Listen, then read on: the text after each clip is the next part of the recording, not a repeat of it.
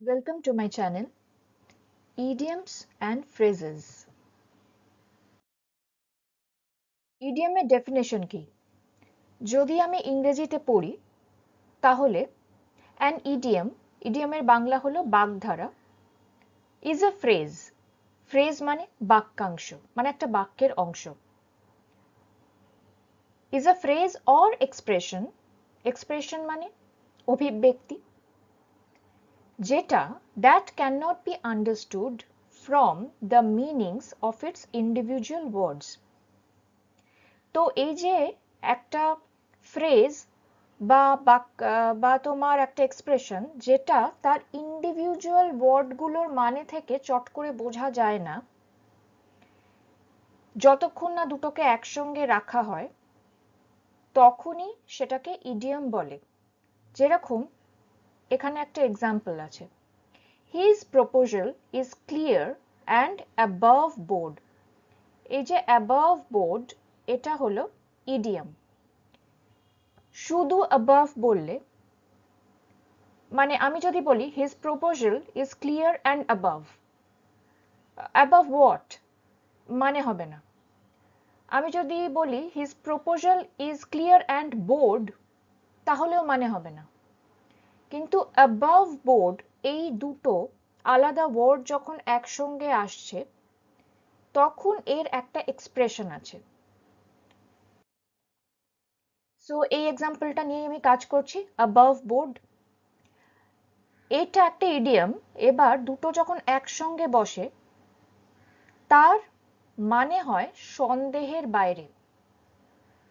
So এই above board ইডিয়মটা একসঙ্গে মানে হলো সন্দেহের বাইরে।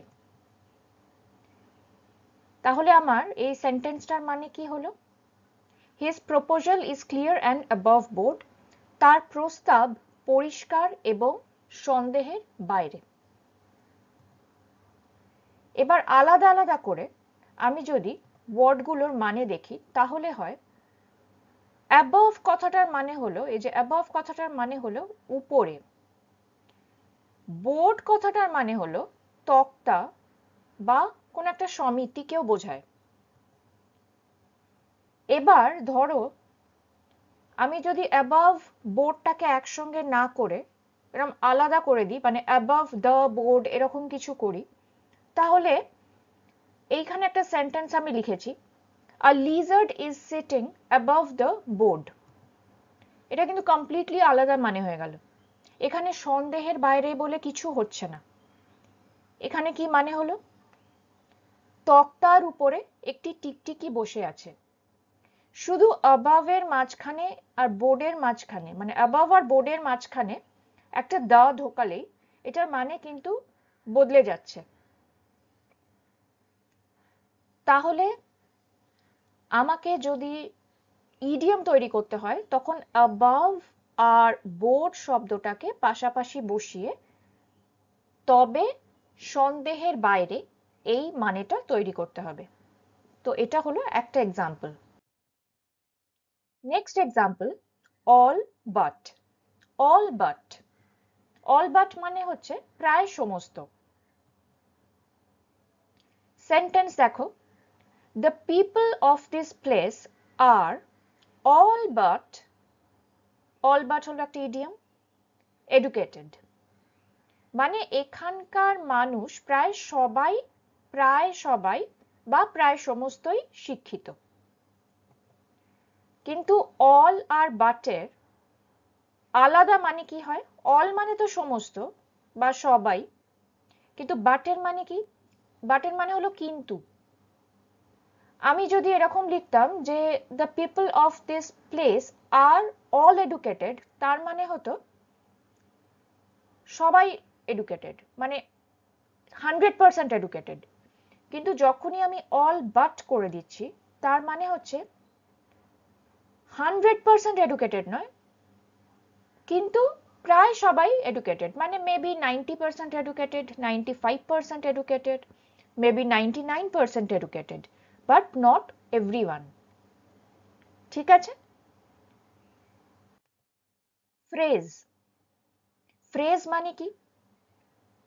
A phrase is a group of words, মানে শব্দের একটা গোষ্ঠী, অনেকগুলো শব্দ মিলে বা কিছু শব্দ মিলে একটা ফ্রেজ তৈরি হয়।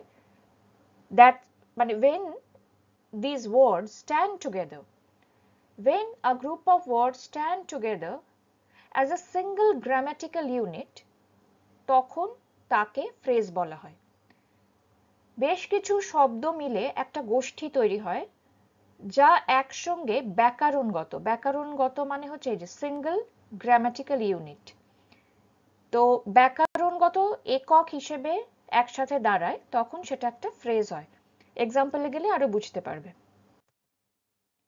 ব্লো অফ, এই ব্লো অফ কথাটার মানেই হচ্ছে নির্গত করা বা নিক্ষেপ করা। যদি আমি সেন্টেন্সে ইউজ করি,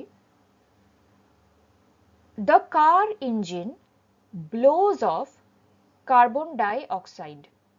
ব্লোজ অফ কথাটার মানে, ব্লোজ অফ কথাটা যখনই একসঙ্গে বসে তার মানেই হচ্ছে মানে ব্লো অফ, বা এখানে যেহেতু কারটা মানে কার ইঞ্জিনটা সিঙ্গুলার, সেজন্য এখানে গ্রামারে এস বসেছে, ব্লোজ হয়েছে, blows off carbon dioxide. Blows কথাটার মানে নির্গত করা বা নিক্ষেপ করা। তো সেন্টেন্সের ট্রান্সলেশনটা কি হবে? গাড়ির ইঞ্জিন কার্বন ডাই অক্সাইডকে নির্গত করে বা নিক্ষেপ করে, মানে গাড়ি চললে গাড়ির ইঞ্জিন থেকে কার্বন ডাই অক্সাইড বার হয়। এবার ব্লো আউট, ব্লো কথাটার সঙ্গে যখন অফ বসছে তখন এর মানে হয়ে গেল নিক্ষেপ করা, নির্গত করা। কিন্তু যখন ব্লো কথাটার পর আউট বসছে, ব্লো আউট, তখন হয়ে যায় নিভিয়ে ফেলা। তো এই দেখো, এখানে ব্লো একটা শব্দ আর আউট আরেকটা শব্দ, দুটো শব্দ একসঙ্গে মিলিয়ে একটা গ্রামাটিক্যাল ইউনিট তৈরি হলো, যেটাকে বলা হলো ফ্রেজ। এবং এই দুটো শব্দ একসঙ্গে মিলিয়ে একটা নির্দিষ্ট মানে তৈরি হলো, যেরকম নিভিয়ে ফেলা বা নিভিয়ে দেওয়া।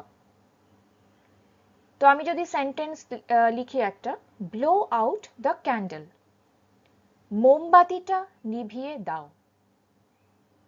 ফ্রেজের নেক্সট এক্সাম্পল হচ্ছে কল ফোর্থ। কল আর ফোর্থ দুটো আলাদা ওয়ার্ড। এবার দুটোকে আমি যখন পাশাপাশি বসাচ্ছি তখন একটা ফ্রেজ তৈরি হয়, মানে একটা নির্দিষ্ট মানে বা এক্সপ্রেশন তৈরি হয়। কল ফোর্থ মানে হচ্ছে ব্যবহার করা। এবার দেখো, আমরা জানি ব্যবহারের একটা খুব প্রচলিত ইংরেজি হলো ইউজ। এখানে আমি কিন্তু কোথাও ইউজ লিখলাম না, ব্যবহারই করলাম না ইউজ কথাটা। আমি শুধু কল ফোর্থ, কল কথাটার মানে কিন্তু ডাকা, আর ফোর্থ কথাটার মানে হচ্ছে সামনে। FORTH, ফোর্থ কথাটার মানে হচ্ছে সামনে। সো কল আর ফোর্থ এই দুটো যখন আমি পাশাপাশি বসাচ্ছি তখন মানেটা হয়ে যায় ব্যবহার করা। সেন্টেন্স আমি ব্যবহার এভাবে করতে পারি, the players have to call fourth all their energy to win the match. Match জেতার জন্য খেলোয়াড়দের তাদের সমস্ত শক্তি ব্যবহার করতে হবে। সো আমি যদি এরকম লিখতাম, the players have to use all their energy, তাহলেও মানে হতো, একই মানে হতো, কিন্তু এটা আরো বেটার ইংলিশ, একটা ফ্রেজ ইউজ করছো তুমি। So the players have to call fourth all their energy to win the match. এখানে কল ফোর্থ একসঙ্গে মিলিয়ে ব্যবহার করতে বা ব্যবহার করা, এই মানেটা তৈরি হচ্ছে। Next is call out. কলের পরে তুমি যখন আউট দাও, কল আউট, তার মানে হচ্ছে চিৎকার করা। The man called out for help, লোকটি সাহায্যের জন্য চিৎকার করলো। আমি এরকমও লিখতে পারতাম, the man shouted for help. তো শাউটেড কথাটা তো খুবই চলতি কথা, আমরা জানি সকলে। শাউটেড এর একটা বেটার ফ্রেজাল ভার্ব হলো কল আউট। সো এই হলো আমাদের ইডিয়ম আর ফ্রেজের মানে বা এক্সাম্পলস। খুব সিম্পল ভাবে বোঝাবার চেষ্টা করলাম। যদি কোনো অসুবিধে হয় তাহলে কমেন্টে লিখে জানাতে পারো। ভিডিওটা ভালো লাগলে please like share and subscribe, and till then take care and bye by.